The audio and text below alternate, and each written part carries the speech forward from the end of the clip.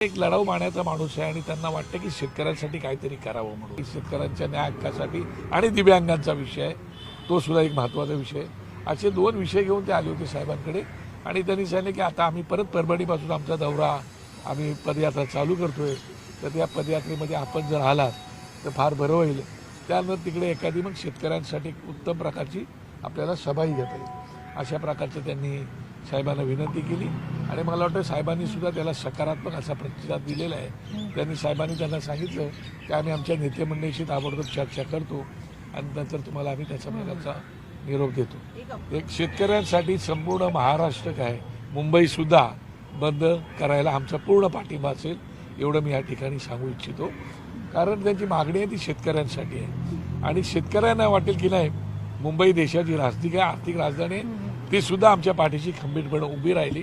आणि मनसेचा त्यांना पूर्णपणे पाठिंबा